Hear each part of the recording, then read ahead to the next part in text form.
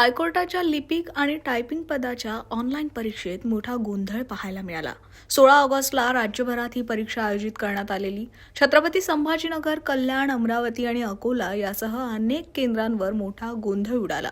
या प्रकरणी काँग्रेस जनता पार्टीचे संस्थापक अभिजित दिपके विद्यार्थ्यांच्या मदतीला धावल्यात. दिपकेंनी आठवडाभराची मुदत देत राज्यव्यापी आंदोलनाचा इशारा दिलाय.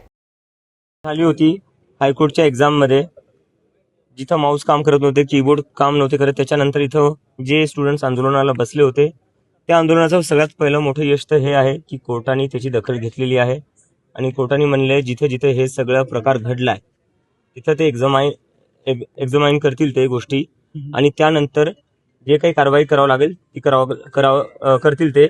आणि त्याच्यानंतर आता सगळ्या स्टुडंट्सने मिळून असं ठरवलेलं आहे की 1 आठवडा देत आहेत रिक्वेस्टेड अल्टिमेटम.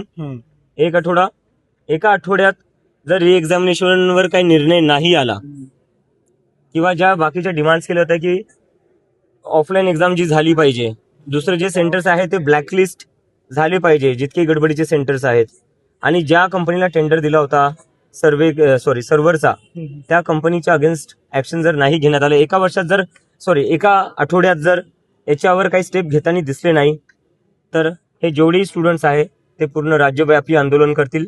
आणि पुढचा 1 आठवडा आहे, कोर्टांनी याच्यावर दखल घ्यावी आणि स्टुडंट्सचा जो विश्वास कुठं ना कुठं हरवतोय, संस्थेवरनं असो, परीक्षा प्रणालीवरनं असो, त्याला तो विश्वास वापस जिंकण्यासाठी स्टेप्स घ्याव्यात. कारण की स्टुडंट्स अतिशय निराश आहे.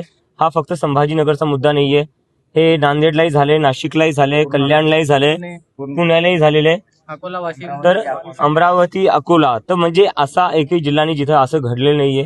तर हे आता राज्यभराचा मुद्दा आहे आणि जर पुढच्या 1 आठवड्यात याच्यावर काही पॉझिटिव्ह स्टेप्स घेतले नाही, री एक्झामिनेशनवर काही आलं नाही, तर हे राज्यस्तरीय आंदोलन होईल, छत्रपती संभाजीनगरमध्येच होईल, जिथं पूर्ण राज्यभरातील मुलं मुली येतील आणि डिमांड करतील री एक्झामिनेशनची. तर आमची परत विनंती आहे की आणि हायकोर्टनी त्यांच्या अंडरच एक्झाम घ्यावी, अशा कुठं थर्ड पार्टीकडून एक्झाम नाही घ्यावी. त्यांच्यावर भरोसा नाही ठेवू शकत. त्यांच्यावर भरोसा ठेवल्यामुळेच आज हा सगळा भोंगळ कारभार झालेला आहे. तर 1 आठवडा आहे, 1 आठवड्यात आम्ही विनंती करतो तुम्ही स्टुडंट्सच्या ज्या मागण्या आहेत त्या मान्य करा. जर मागण्या मान्य नाही झाल्यात तर दुसरा काही उपचार राहणार नाही, दुसरा काही उपाय राहणार नाही. 1 आठवड्यानंतर संभाजीनगरमध्येच एक राज्यव्यापी आंदोलन होईल री एक्झामिनेशनसाठी. आणि त्याच्यासोबतच जी काही शिक्षा प्रणाली आहे, ऑनलाईनच्या ज्या गडबडी आहेत, मग हा मुद्दा त्याच्यापेक्षाही मोठा बनेल. फक्त एका परीक्षेपुरता मुद्दा राहणार नाही. आता बाकी जे इथलचे स्टुडंट्स आहे ते बोलतील. तुम्ही सुद्धा व्यवस्थेचा प्रश्न आहे हा सर. जर न्यायव्यवस्थेच्याच परीक्षेत हा गोंधळ व्हायला तर मग आम्ही जायचं कोणाकडं? मग दादा काय तर सर्वांना आव्हान आहे, हा प्रश्न काय माझा वैयक्तिक नाही, यांचा नाही, त्यांचा नाही, तर सर्व जिल्ह्यातल्या गोरगरीब मुलांच्या जे ज्युडिशियल सिस्टीमवर विश्वास ठेवून एक्झाम द्यायला आले होते त्या सर्वांचा आहे.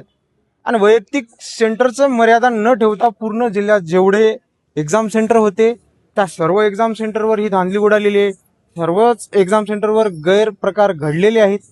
तर माननीय कोर्टाने जे रिस्पेक्टेड ऑनरेबल कोर्ट जे म्हणतो त्याचा विश्वास आणखी जर स्ट्रॉंग ठेवायचा असेल तर या गोष्टीकडं लवकरात लवकर लक्ष घालून त्यावर आम्हाला काहीतरी पॉझिटिव्ह बातमी द्यायला पाहिजे.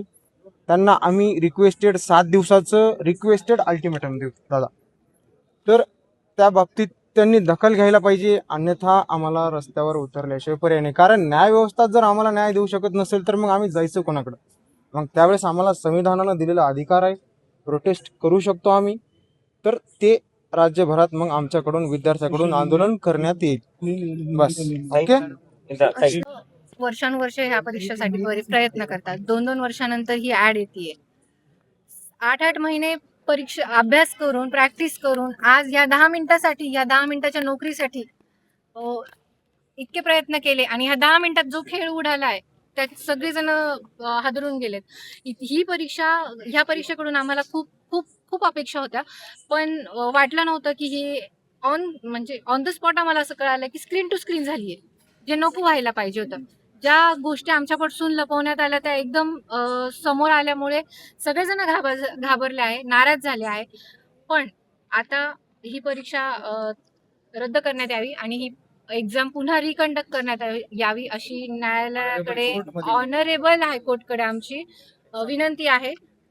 मध्ये एक्झाम